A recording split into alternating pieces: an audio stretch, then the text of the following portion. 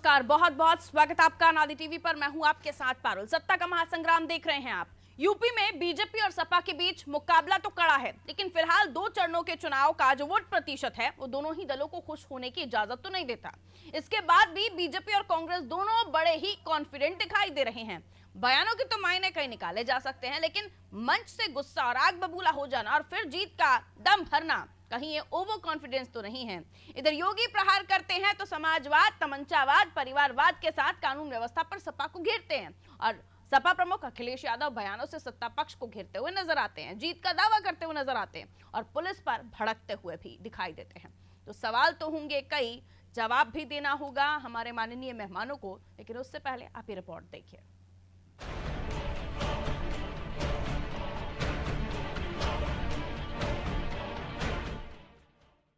चुनावी मौसम में उत्तर प्रदेश में बयानबाजी का दौर अपने चरम पर है।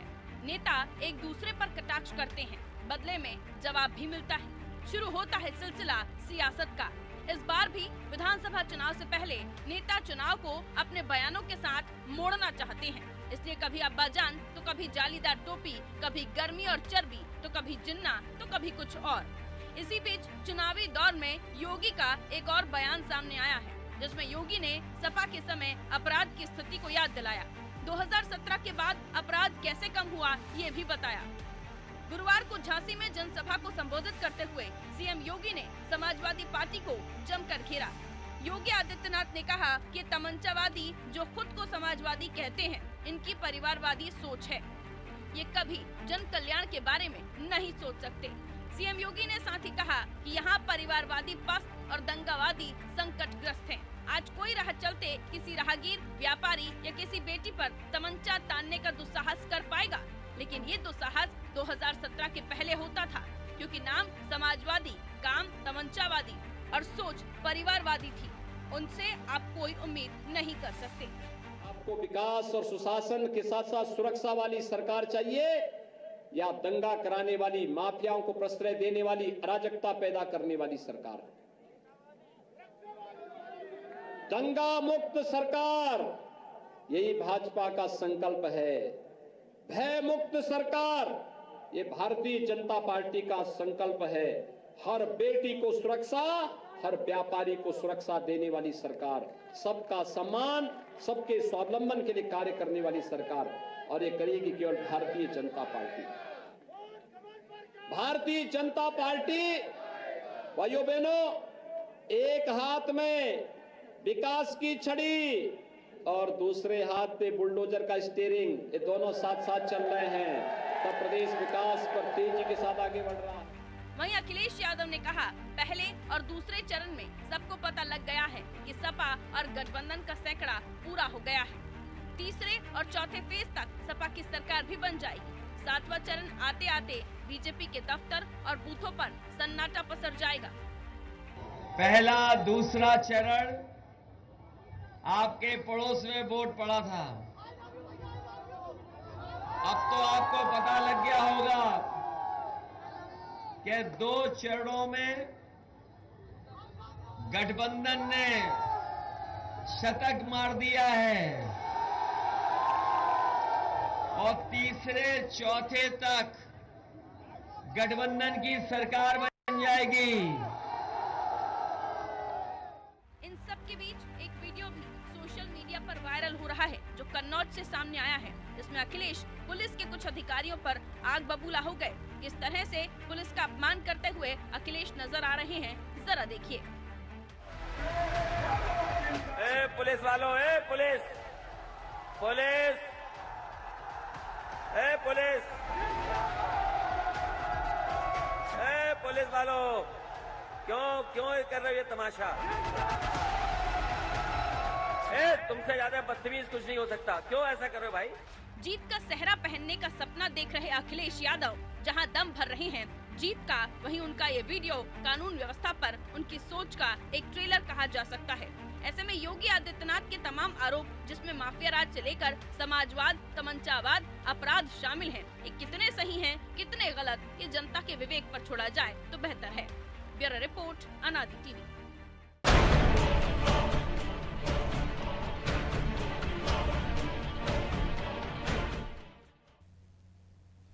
और चलिए बगैर समय गवाए सबसे पहले मेहमानों से आपकी मुलाकात करवा देते हैं, उसके बाद चर्चा की शुरुआत करते हैं। हरीश चंद्र श्रीवास्तव जी भारतीय जनता पार्टी से हमारे साथ जुड़े हुए हैं, कांग्रेस से जावेद अहमद साहब हमारे साथ बने हुए हैं। आप दोनों का बहुत बहुत स्वागत करती हूँ। जैसे कि बाकी मेहमान जुड़ेंगे उनसे भी हम आपका परिचय कराएंगे। सबसे पहले मैं आप ही से बात करना चाहती हूँ हरीश चंद्र श्रीवास्तव जी।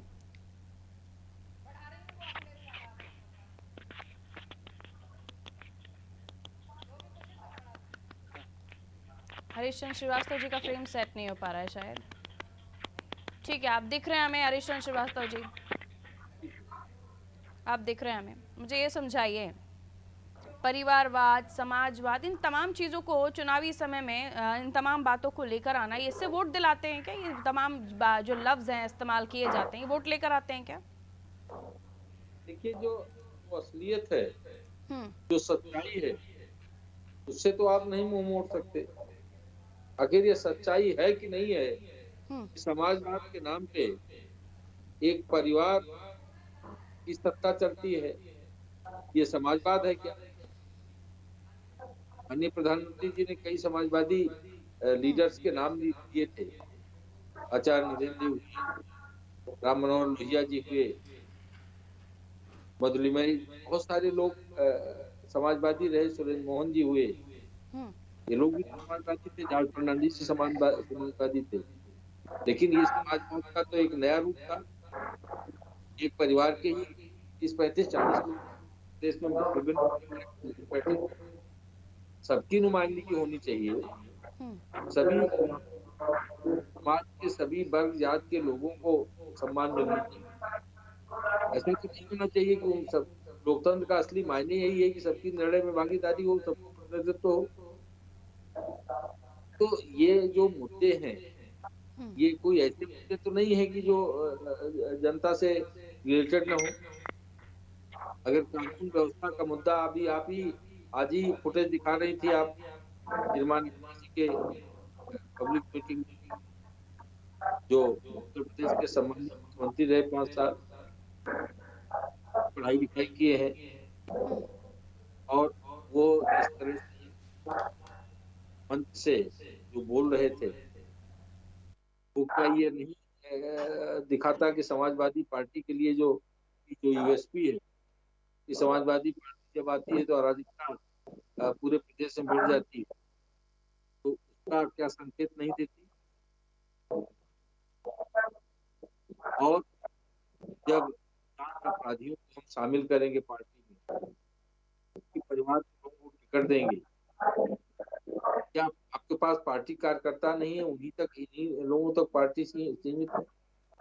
बहुत सारी बातें हैं जो प्रामाणिक तौर पर है। तो आखिर ये लोकतंत्र में जब चुनाव आता है तो बातें तो आती है ना, बातें साहब, आपका क्या रिएक्शन है इन दोनों ही जो सिचुएशंस निकलकर सामने आई हैं?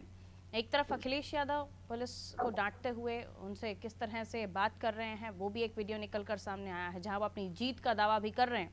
ये कह रहे हैं कि बाकी चरणों में तो बीजेपी के जो बूथ हैं वहां पर सन्नाटा पसर जाएगा, भूत आएंगे वहां पे।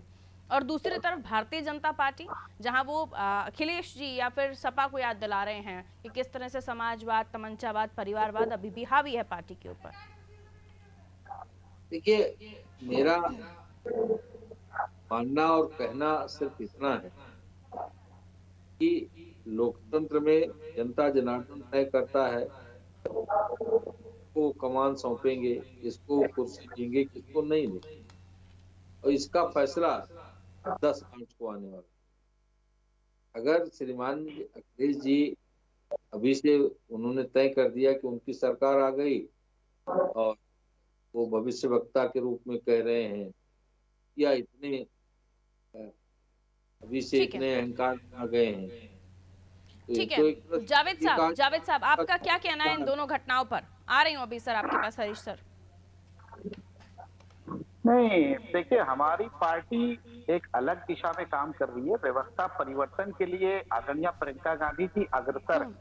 हम लोग व्यवस्था को बदलने के प्रयास में लगे हुए हैं। आप इस प्रकार से एक उदाहरण देखिए कि अगर कोई परिवार है, अगर हम भारत को अपना परिवार या उत्तर प्रदेश को अपना परिवार मानते हैं, उस परिवार में 4 या 5 बेटे हैं, कोई बेटा नालायक है, कोई बेटा लड़ाई झगड़ा करता है, कोई गाली गलौज करता है, और कोई बेटा ऐसा है कि जो अपने माता पिता को पूजनीय मानता है। तो अब निर्णय माता पिता को लेना है कि तमंचे वाले के साथ जाना है, या जो गाली गलौज करता है उसके साथ जाना है, या जो परिवारवाद उसको के साथ जाना है, क्योंकि जो परिवारवाद के आरोप पूजनीय तो मानता कांग्रेस है, पर भी लगते उनके रहे हैं। साथ जाना है। तो इस प्रकार की जो घटनाएं हो रही हैं, दोनों देखिए, जो वर्तमान में आदरणीय हमारे मुख्यमंत्री जी हैं और जो पूर्व मुख्यमंत्री हैं, दोनों की भाषाएं निंदनीय हैं। दोनों लोग उछल कूद मचाए हुए हैं और जनता को मूर्ख समझ रहे हैं। ये लोग मुद्दे की बात ही नहीं कर रहे हैं। कोई तमंचे की बात कर रहा है, कोई जालीदार टोपी की बात कर रहा है। अरे भाई, रोजगार की बात करिए। आपने कहा था कि हम 100 गांव को गोद लेंगे, उन गांव का रोड मैप बताइए, क्या क्या काम किया आपने। आपने कहा था कि 2 करोड़ रोजगार देंगे, आपने कितना रोजगार दिया। आप एनसीआरबी का डेटा बताइए, आप कस्टोडियल डेटा बताइए। आपने किसानों की खाद महंगी कर दी, 5 किलो कम कर दी, उसके विषय में बताइए आगे क्या करेंगे। नौजवानों की भर्ती के विषय में बताइए क्या करेंगे। कोरोना की महामारी में आपका कैसे व्यवस्था होगी, सिलेंडर कहां से आएगा, कौन से प्लांट आपने लगाए, उसके विषय में बताइए। आप कहते हैं अपराध कम हो गया, आपके मंत्री का बेटा किसानों को अपनी जीप से रौंद देता है और आप कह रहे हैं अपराध कम हो गया। देखिए, किसी गली मोहल्ले में चोरी हो जाना वो एक अलग लॉ एंड ऑर्डर का मुद्दा है, लेकिन खुलेआम किसी को रौंद देना, ये तो सीधे सीधे सत्ता का उसके ऊपर जो है सवाल न केवल आपकी तरफ से, कांग्रेसियों की तरफ से, बल्कि सपाइयों की तरफ से भी बार बार उठता है कि भारतीय जनता पार्टी जहां एक तरफ मुजफ्फरनगर और करहल के तमाम चीजें गिनाती है, उसके अलावा हम सपा और कांग्रेस की बात करें तो आप लोगों के पास एक भी ऐसी इन 5 सालों में घटना नहीं होती बताने के लिए कि आप ये कह सके कि ये बड़ा दंगा हुआ था इनके शासनकाल में। जावेद साहब। नहीं, देखिए ऐसा है, दंगा पहले होता था। मैं आपको बता दूं, हमेशा समय और परिस्थिति बदलती रहती है। आपने देखा होगा माननीय न्यायालय का जब निर्णय आया बाबरी मस्जिद और राम जन्मभूमि को लेकर के, तो उसको जनता ने, जिसके पक्ष में आया उसने भी स्वीकारा, जिसके विपक्ष में आया उसने भी स्वीकारा। तो कहीं ना कहीं पिछले दशकों में वो भी एक बहुत बड़ा मुद्दा था आपसी मतभेद का। लेकिन मेरा इसलिए पूछना था आपसे कि ये तमाम ने का चोरी जैसी घटनाएं और बाकी घटनाएं दोनों अलग हैं, तो दूसरी वाली जो घटना का जिक्र आप कर रहे थे उसमें से वही तो मैं पूछ रही हूँ कि चाहे वो सपाई हो चाहे कांग्रेस हो, एक बार ये बता दें कि इन 5 सालों में कोई ऐसा बड़ा दंगा फसाद या ऐसी कोई घटना हुई हो जिसको लेकर हम बीजेपी से सवाल कर सके। नहीं, दंगे का रूप बदल गया था मैडम। देखिए, दंगे का रूप बदल गया, बिल्कुल है। साल भर किसान बैठे रहे, 700 किसान मर गए। अगर आप इसको दंगे में लेना चाहिए, दंगे में ले लीजिए। मंत्री का बेटा रौंद देता है, दंगे में ले लीजिए। 1.5 फुट की पाइप से आप थाने में मर जाता है जो है, उसका दंगे में ले लीजिए। विवेक तिवारी को गोमती नगर लखनऊ में, वो आपकी चॉइस है कि आप उसे दंगा समझें, आंदोलन समझें। अच्छा, किसान क्या कर रहे थे? दंगा कर रहे थे, आंदोलन कर रहे थे, ये बता दीजिए, वहाँ किसान क्या कर रहे थे?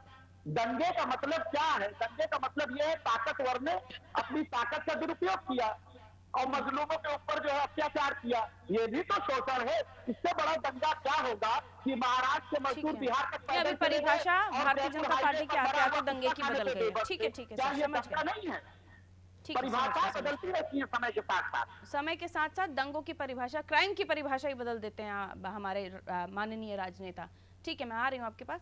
सुशील दुबे जी हमारे साथ जुड़े हुए हैं, वरिष्ठ पत्रकार हैं, बहुत अच्छे राजनीतिक विश्लेषक। सुशील जी को शामिल कर लेते, बहुत बहुत स्वागत करती हूँ सर। सुशील सर, आपका अनादि टीवी पर। सुशील जी, आज सफाई आने को तैयार नहीं है किसी भी चैनल पर। वो कह रहे हैं कि साहब आज हमसे पूछ लिया तो बहुत भयंकर वाली पोल खुलेगी, क्योंकि अखिलेश जी जो मंच से बोल गए हैं, शायद वो खुद भी समझ रहे हैं सफाई कि उसकी काट उनके पास है नहीं। सुशील जी क्या बोल गए हमें बताइए। पुलिस को लेकर जो उन्होंने मंच से अपनी बात कही, वो उन शब्दों का इस्तेमाल किया, मैं तो उस लहजे में बोल भी नहीं सकती कि पुलिस वालों, ये पुलिस, इस तरह की जो शब्दों को उन्होंने, एक तरफ कानून व्यवस्था की बात कर रहे हैं, आप दुरुस्त करने की बात कर रहे हैं, और दूसरी तरफ पुलिस को ही लेकर आपका ये रवैया, और फिर आप कह रहे हैं कि हम सत्ता में आ रहे हैं। कैसे समझे इन तमाम चीजों को? वो वीडियो देखा मैंने। अभी हमारे बड़े भाई हरीश जी बैठे हैं जी, बहुत ही, इन्होंने कहा कि वो जोशी अखिलेश नहीं 403 सीटें वो इतनी सरकार बना रहे हैं, तो अगर बीजेपी के हमारे माननीय साथी लोग कह रहे बहुमत से आएंगे, 300 ज्यादा सीटें लेके आएंगे, तो वो जोशी कब से होगा? वो कैसे आकलन कर रहे हैं? जो आकलन कर रहे हैं वही अखिलेश जी कर अब रहे तो हैं। आगे की बात कह रहे हैं, वो तो कह रहे हैं हमारी सरकार बन गई। हाँ तो भाई ऐसे जोशी दोनों आकलन ऐसे ही कर रहे हैं। खैर तो पारुल जी जी। एक वीडियो आया था योगी जी का, उसमें कुछ बेरोजगार सामने बैनर दिखा रहे थे, तो योगी जी ने उनको बड़े उस तरीके से डांटा था। मैं उस शब्द योगी जी है, मैं ब्राह्मण हूँ, हिंदू, वो योगी है, तो उनके लिए मैं क्या कहूँ। तो ऐसे डांटा था, ये हटा बैनर, वरना ऐसे ही रहोगे जिंदगी भर बैनर ही दिखाते रहोगे। उसके बाद एक गृह मंत्री जी का वीडियो आया था, सफेद कपड़ा बैठ, सफेद।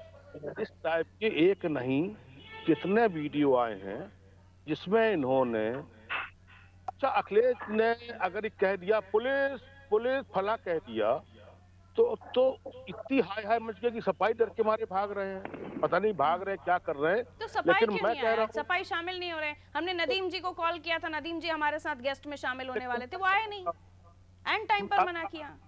मैं बता रहा हूँ, ये अगर अखिलेश जी मन से कह रहे हैं पुलिस पुलिस, तो वहां भी तो दिल्ली में कह रहे थे खालिस्तानी है, वे गुंडा है, मवाली है, आतंकवादी है, ये देशद्रोही है, ये गद्दार है, सुशील दुबे ये राजद्रोही है, ये अपराधी है।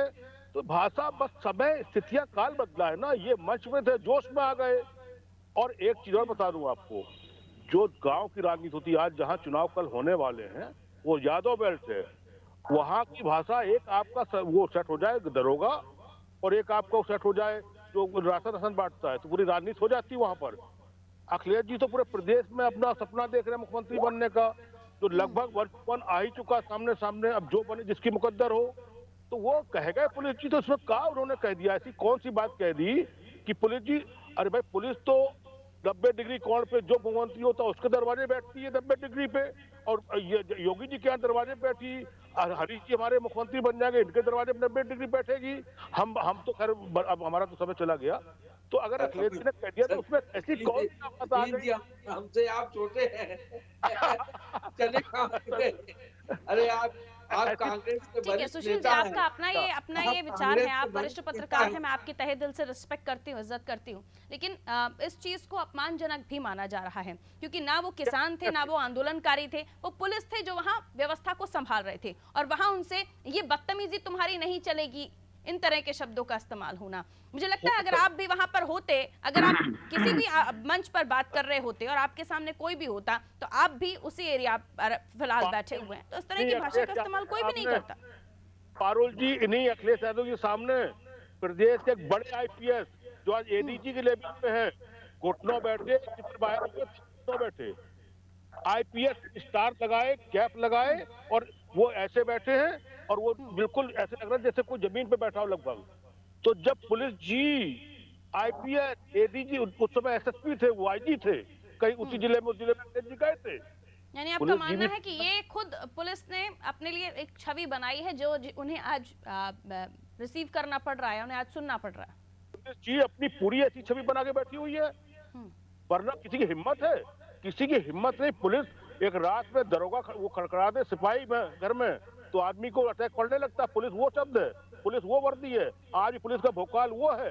लेकिन पुलिस जी ने अपनी जो बना दी है छवि, तो अखिलेश जी क्या जो मिलेगा, अरे ये तो अखिलेश जी है, पूर्व मुख्यमंत्री है, 4 बार के मुख्यमंत्री के लड़के हैं, सड़क छाप नेता, थाने में घुस के पुलिस को कहते हैं वर्दी उतार दूंगा, स्टार उतार दूंगा। कितने वीडियो पारुल जी आपने देखे होंगे, आपने रानी चैनल ने कितने वीडियो से दिखाए होंगे कि वो वीडियो आया था जिसमें नेता दरोगा कुर्सी बैठा, दरोगा कुर्सी बैठा है और दरोगा सामने। एक चीज और सुशील जी, मैं एक और चीज आपसे, एक तो ये बात हो ही गई, लेकिन दूसरी तरफ परिवारवाद, समाजवाद, तमंचावादी, इन तरह की बातों का उपयोग करना, इससे जनता को किस तरह के संदेश मिलते हैं? एक तरफ आप पुलिस के ऊपर किस तरह से बात कर रहे हैं वो संदेश, और दूसरी तरफ योगी आदित्यनाथ तमंचावादी, समाजवादी, परिवारवादी, तमाम मुद्दे छूट गए दुनिया के, इन सब चीजों पर चुनाव टिक गया है आके, यही समझा जाए। जनता में क्या संदेश है? आवाज बंद करके चला दी।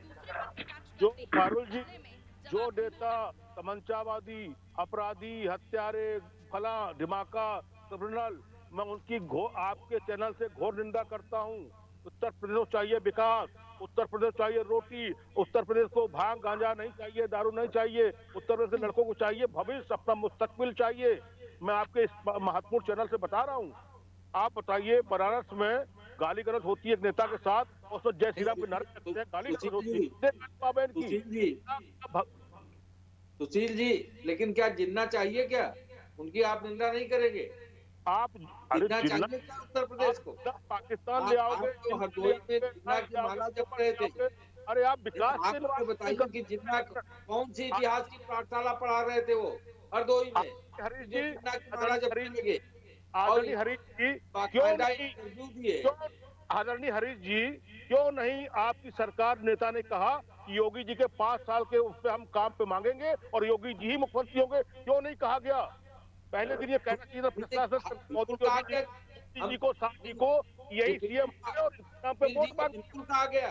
तो आपकी सरकार भदौरिया वाली क्यों सरकार काम पे मैंडेट मांग रहे हैं और हमको ठीक है, मुझे एक सेकंड सुशील जी एक सेकंड, मैं हरीश जी से एक सवाल लेना चाह रही हूँ। मांग रहे तो बीजेपी की विधायक पाकिस्तान को दोस्त बनाने का काम अखिलेश यादव ने किया। ये तो जो सब काटेंगे जब आप वही सब लोग परिवार को और इमरान मसूद को भी शामिल कराने का काम अखिलेश यादव जी ने किया अपनी पार्टी में। अरे भाई साहब, ये आपकी मोती नगर की बीजेपी विधायक कह रही है हिंदू मुस्लिम कर दो, विधायक कह रही है भाई साहब आपकी, आपकी चर्चा में पड़ा हुआ है। हरीश श्रीवास्तव जी, वहाँ मंच से अगर आप लोग मानते हैं कि अखिलेश यादव ने बदतमीजी की या वर्दी की इज्जत नहीं की, तो आप लोग कर क्या रहे थे फिर? पुलिस प्रशासन कानून व्यवस्था कर क्या रही थी फिर? कि कोई भी आके पुलिस को इस तरह से हड़का देगा, बदतमीजी कर लेगा, तो आप लोग चुपचाप बैठे रहेंगे? सरकार बन गई, जिन्होंने बहस से इतर बहुत सारी बातें आप लोगों की हो गई। एक बार जावेद जी को शामिल कर लेते हैं। जावेद जी, सवाल ये है कि आपको तो यूपी में बहुत ज्यादा गिनती में लिया नहीं जा रहा है, ये इतना अगर लोअर जाएंगे तो कैसे चलेगा? मैडम देखिए, जब आपको मैं बता दूं, जब कोई भी फसल उगानी होती है ना किसी बंजर जमीन पे, मैं बहुत स्पष्ट रूप से कह रहा हूँ, आप इस बात को ध्यान से सुनिएगा। हमारी जो 25 साल से बंजर जमीन थी ना, उससे आदरणीय प्रियंका गांधी ने जुताई कटाई, जमीन को बराबर करना, और यहाँ तक कि उन्होंने अच्छे बीज भी डाल दिए और पौध भी निकल गई है। अब हम आगे मौसम खराब हो गया तो क्या कीजिएगा? तैयार होगी नहीं, मौसम बिगड़ गया तो क्या कीजिएगा?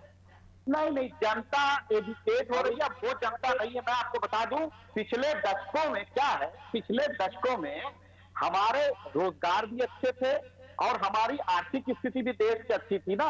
तो हम लोगों का एक नेचर है स्वाभाविक रूप से, जब हमारा पेट भरा होता है और जब हम समृद्ध होते हैं तो फिर उसके बाद हम धार्मिक हो जाते हैं, और धार्मिक भावनाओं में हम लड़ने मरने कटने को तैयार हो जाते हैं, जिसका फायदा राजनीतिक दल उठाते हैं। लेकिन आज का जो युवा है, और आज सुनिए, आज का जो युवा है ना, वो नहीं सोचता है। आज का युवा नहीं सोचता है, चाहे वो मनदीप हो, चाहे वो रहमान हो, चाहे वो सुलेमान हो, चाहे वो आकाश हो, सबको रोजगार चाहिए और सबको विकास चाहिए। फारूक जी, कांग्रेस पार्टी इस बंजर को उर्वरा बनाने में कितनी गंभीर है कि इस लोकतंत्र के उत्सव में इनके दोनों बड़े लीडर राहुल गांधी जी और प्रियंका गांधी जी नदारत हैं। तो ये आप कांग्रेस किस वैचारिक शून्यता से गुजर रही है, ये आप बेहतर समझ सकती हैं। इस लोकतंत्र के उत्सव का तो सम्मान न हो और आंकड़े देना कि साहब हम इतने दलित, इतने ब्राह्मण, जावेद जी क्या कह रहे हैं? अरे हमारी नेता तो प्रतिदिन जो है डोर टू डोर जा रही है, महिलाओं के साथ बैठ करके उनकी चटनी रोटी खा रही है। साहब कैसी बात कर रहे हैं आप कौन सी न्यूज देखते हैं? ठीक है सुशील जी, एक छोटा सा कंक्लूजन आपका। गांधी की कितनी लोकप्रियता है? क्या मुद्दों से इतर दोनों ही पार्टियां चुनाव को ले जाना चाहती हैं? नहीं देखिए, अभी जैसे सुशील जी, एक छोटा सा कमेंट मैं सुशील जी से ले रहा हूं, उसके बाद मुझे इजाजत लेनी होगी आपसे। हाँ बिल्कुल पारुल जी, बिल्कुल। ये दोनों पार्टियां, दोनों मुख्य पार्टियां ये जो जो मुद्दे होने चाहिए आम जनता के, जनहित के, रोजगारों के, किसानों के, हमारे आपके, रोटी के, चूल्हे के, वो मुद्दे होने चाहिए। ये क्या महाभारत, ये हत्या, ये सब ये बिल्कुल उतर जा रही है, बिल्कुल उतर जा रही है। और दोनों को खबरदार होना चाहिए। अभी ये नियत बताता है कि आप कितना जनता का, कितना उत्तर प्रदेश का विकास चाहते हैं। बिल्कुल, बेशक मैं मानता हूँ इस बात को। इसमें कोई बहुत शुक्रिया आप तीनों का हमारे साथ चर्चा में जुड़ने के लिए। तो वीडियो वायरल हो रहे हैं, बयानबाजियां हो रही हैं, कोई कुछ, कभी कुछ, परिवारवाद, कभी जुन्ना, बहुत सारी चीजों की एंट्री हो रही है, लेकिन नहीं हो रही तो विकास की बात, नहीं हो रही तो नौकरी की बात, नहीं हो रही तो विपक्ष यानी अखिलेश की पार्टी, सपा की पार्टी के शासनकाल की बात, दोनों पार्टियों के शासनकाल की बात होनी चाहिए। दोनों ने क्या किया, क्या नहीं किया, इस पर बात होनी चाहिए। क्या ये दोनों ही पार्टियां अपनी सुविधा के हिसाब से चुनाव का रुख अलग अलग मुद्दों पर मोड़ने की कोशिश कर रही हैं? फिर 80-20 भी होता है, फिर जिन्ना भी होता है, फिर जालीदार टोपी भी होता है। आखिर क्यों ये पार्टियां जनता के मुद्दों पर बात नहीं करना चाहती? यूपी का विकास चाहिए, यूपी की उन्नति चाहिए, लेकिन यूपी की जनता के हित के बारे में क्या बातें हो रही हैं? आप समझदार हैं। दीजिए इजाजत, रखिए अपना ख्याल। नमस्कार।